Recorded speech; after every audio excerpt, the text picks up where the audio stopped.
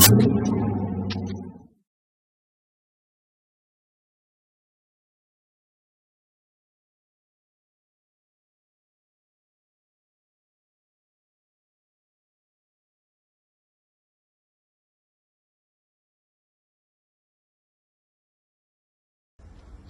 всем доброго дня. Приступаем к осмотру двигателя N63B44A.